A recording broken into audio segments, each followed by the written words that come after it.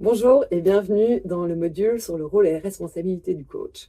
Donc avant de commencer à rentrer dans le vif du sujet, on va parler un peu de l'histoire, de où est-ce que le mot coach vient. Donc le mot coach en français vient du mot voiture, calèche. D'ailleurs, même en anglais, on dit coach va avoir deux significations. Le coach, comme on l'entend à l'heure actuelle, mais également l'autobus. Alors vous allez me dire, mais pourquoi alors avoir choisi d'utiliser ce mot coach pour parler du coaching? Ben en fait, si on y réfléchit, c'est quand même assez simple. Comme une voiture, en fait, ben un coach, il va accompagner une personne d'un point A à un point B.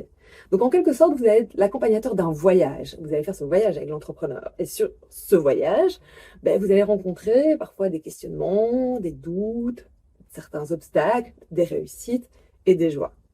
Et donc, vous allez accompagner l'entrepreneur à vivre ces différentes étapes et ces différents moments à travers le projet. Mais le coaching, c'est aussi lié à une ancienne tradition qui s'appelle la maïotique.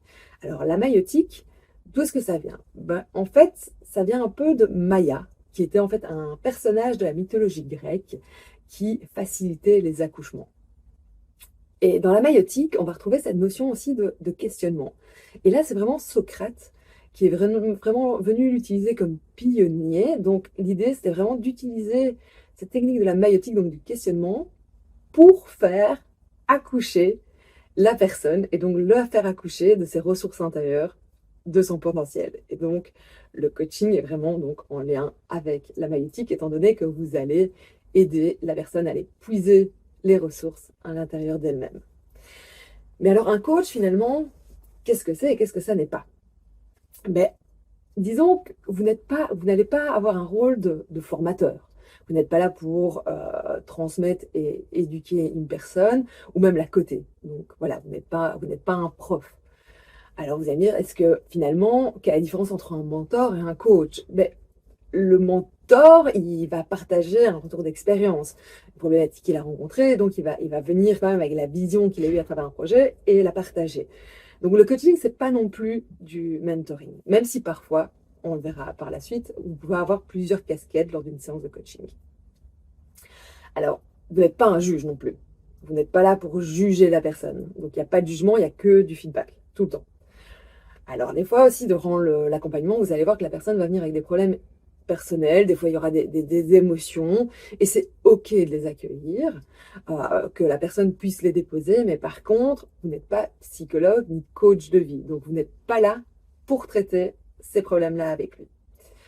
Alors des fois, on développe en effet une relation aussi, et on apprend à se connaître, mais on reste quand même dans le cadre d'une relation professionnelle, donc on n'est pas amis, on n'est pas dans une relation amicale, donc ça c'est quand même important de garder cette nuance lors du coaching. Donc la personne, donc l'entrepreneur va rester responsable de ses décisions. Euh, donc vous devez le laisser se tromper. Vous devez en effet lui permettre de faire des erreurs et d'apprendre à faire son propre chemin. Donc on n'est pas là non plus euh, pour le protéger et être un peu un ange gardien. Puis on ne peut pas non plus être trop autoritaire, donc on n'est pas non plus à agir comme un chef ou un gourou, même si j'aime pas trop ce mot. Il faut garder à l'esprit que le coaché reste vraiment libre et autonome de ses décisions et donc responsable du résultat qui sera obtenu. Et puis, vous n'êtes pas voyant non plus. Donc ça, c'est bien aussi de lui dire que vous ne pouvez pas prédire l'avenir et donc finalement, son avenir, c'est lui qui va le décider. Mais donc, vous allez me dire, alors, c'est quoi un coach? Ce qui est une très bonne question. Le coach va permettre vraiment de garder le cap. Il va vraiment permettre d'accompagner l'entrepreneur sur un chemin. Vous allez l'aider à faire des liens entre certaines réflexions, certaines situations qui vont lui permettre justement d'avancer ou de faire le grand saut. Et vous allez l'aider aussi à maintenir un équilibre. Donc à trouver un équilibre et à le maintenir, à gagner en souplesse, à développer un mindset positif et justement sur les situations difficiles, l'aider à plutôt se dire, OK, quel feedback tu peux retirer de ça et quel enseignement. Donc, on en revient à la notion de feedback et pas de jugement. Et donc, pareil, cet auto-jugement, cette autocritique, c'est aussi l'aider à plutôt développer une perspective positive sur même les obstacles ou les échecs, et de les voir plutôt comme des moyens de continuer à avancer, de pivoter, et en tout cas d'en retirer une richesse en termes d'apprentissage. Donc parfois, votre rôle va pas non plus toujours être agréable parce que des fois, vous allez venir et vous allez piquer au bon endroit. Donc vous allez être là pour un peu, parfois, mettre le doigt là où ça fait mal. Donc il faut aussi oser y aller et oser confronter l'entrepreneur par rapport à ça. Et donc ça va vraiment l'aider. Vous allez l'aider à progresser, mais pas à pas, toujours dans cet objectif de mise à l'action. Comment est-ce que je vais l'aider à se mettre en action, à se mettre en mouvement? Et quand il est mis en mouvement, à force d'avoir le nez dans le guidon, des fois, vous avez besoin aussi de l'aider à y voir plus clair, donc prendre de la hauteur pour relativiser et trouver des solutions. Donc ça, c'est quand même essentiel.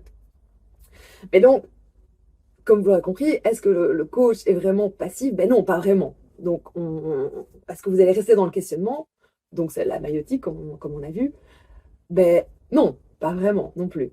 Un coach, voilà, si je devais prendre une image, c'est un peu un leader. Vous allez devoir avoir quand même l'audace d'aller creuser, vous allez être en charge du processus et donc vous allez devoir garder le tempo du coaching et vous allez devoir permettre à l'entrepreneur donc d'aller pouvoir chercher ses ressources intérieures, développer ses talents, son potentiel pour pouvoir atteindre ses objectifs. Et donc, c'est quand même une posture qui est active. Alors, il arrive également que durant un coaching, vous allez avoir plusieurs casquettes. Et donc, parfois, en effet, vous allez prendre la casquette du mentor. Et c'est toujours bien de le signaler dans un coaching, de se dire, bon, alors là, je vais un peu mettre ma casquette de mentor. Si je te partage une expérience que j'ai vécue, voilà ce que j'en pense. Donc, c'est quand même bien aussi de clarifier. Et donc, en effet, parfois, si vous avez une expertise particulière, peut-être que vous allez être amené à partager aussi cette expertise avec cette personne. Donc là, lui dire, bon ben voilà, là ici maintenant, je vais peut-être un peu partager un peu de contenu et quelque chose qui va t'aider à mettre les choses en place, précise-le. Donc, le coach va travailler sur deux aspects. Vous allez travailler sur l'entreprise, mais vous allez également travailler sur l'entrepreneur. Donc, à travers la définition d'objectifs qui sont clairs, donc des KPIs que vous allez pouvoir garder à vue pour mesurer justement l'état d'avancement et la progression, mais en faisant ce chemin avec l'entrepreneur, vous allez donc contribuer à la réussite du projet, donc à travers le développement du projet, donc l'évolution, les solutions, mais vous allez également travailler avec la personne et donc d'office, il y aura le développement de l'entrepreneur qui sera là, donc le développement de ses compétences, de sa prise de décision, sa capacité à anticiper le changement. Donc, s'il y avait vraiment deux mots à retenir, je dirais que c'est vraiment autonomie et responsabilité. L'autonomie de l'entrepreneur et finalement l'amener vers de plus en plus de responsabilités. À la fin, il doit pouvoir se passer de vous. C'est l'objectif visé en tout cas. Donc, si on devait résumer concrètement la posture du coach, c'est quoi? C'est favoriser la relation avec l'entrepreneur, ce qu'on va dire créer l'alliance pour le changement, et donc ça, on verra cela au prochain module. Il y a cette qualité de présence à soi en tant que coach. Qu'est-ce qui se passe à l'intérieur de moi? Ok, comment est-ce que je me sens? Est-ce que je me sens vraiment à l'écoute? Et présence à l'autre. Donc, qu'est-ce qui va être dire? Donc, l'écoute active. Très important, l'écoute active. C'est un peu cette notion d'écran blanc. Partir du principe que vous ne savez pas et que vous souhaitez en savoir plus et explorer pour un peu mieux comprendre ce qui se passe. Donc, sa réalité, sa manière de voir les choses, sa manière de ressentir les choses. Et donc, gardez aussi en tête que chaque personne est unique. Donc, vous devez croire en votre champion, en quelque sorte, en votre championne. Vous devez croire qu'il ou elle a vraiment les ressources d'avancer, ses capacités de penser par elle-même, de pouvoir définir elle-même ses objectifs et de trouver les solutions. Donc, vous n'êtes pas là pour guérir ou produire des super entrepreneurs, mais vous êtes vraiment là pour les aider à développer cette conscience, cette autonomie pour aller vers plus de compétences. Et donc, il faut garder un juste équilibre dans cette posture qui va être une posture qui va parfois se situer entre le coach, l'expert, le mentor, le formateur. Mais donc ça, vous verrez, comme je dis, toujours bien de clarifier avec l'entrepreneur quelle casquette vous prenez à quel moment. Et donc votre rôle, c'est simple. Vous allez être en charge de poser le cadre. Donc poser le cadre, c'est quoi? C'est définir les règles de rencontre, les formalités, ce qui est un contrat, pas de contrat, l'espace de travail, les heures de rendez-vous, avec l'accord de l'entrepreneur, la fréquence à laquelle vous allez vous voir, le prix, les conditions d'annulation, etc. Donc, vous êtes vraiment responsable du processus, de la mise à disposition des moyens, mais vous n'êtes pas responsable du résultat. Donc, un bon indicateur, quand même, c'est aussi de jauger un peu, des fois, quand on a des coachings, ce niveau de fatigue. Si vous ressortez d'un coaching et que vous êtes épuisé, il y a fort à parier que vous avez plus travaillé que l'entrepreneur. Donc ça reste un bon indicateur. Donc, un petit conseil, essayez de ressentir un peu comment vous vivez les séances. Donc, responsable du processus, mais pas du résultat. Vous allez aussi l'aider à clarifier une demande, parce que des fois on arrive avec une demande et en fait il y a peut-être une demande cachée derrière la demande, mais la personne n'en est pas consciente. Donc l'idée c'est vraiment d'aller bien vérifier cela, explorer, clarifier et définir une bonne demande qui va vous permettre naturellement par la suite de définir des bons objectifs et de permettre à l'entrepreneur d'être orienté directement plus vers l'action et donc de progresser. Un de vos rôles aussi, ça va être de booster sa motivation, de développer son mindset positif pour cette envie de pouvoir s'améliorer et d'aller plus vers des réussites professionnelles, développer son potentiel et développer un esprit critique. Parfois, vous allez être aussi amené à faire de la mise en réseau, de la mise en contact, si vous voyez qu'en effet, vous avez quelqu'un dans votre entourage qui pourrait être utile dans le cadre d'un projet d'entrepreneur. C'est toujours chouette aussi quand on a un coach qui peut partager son carnet d'adresses et on va dire les bons plans. Donc, on en revient toujours à cette notion de accompagner la personne vers son autonomie et acquérir une conscience du changement pour que cette personne puisse s'adapter et faire face à l'avenir et à l'inconnu avec sérénité. Donc j'espère que le premier module vous a plu et qu'il vous a été utile.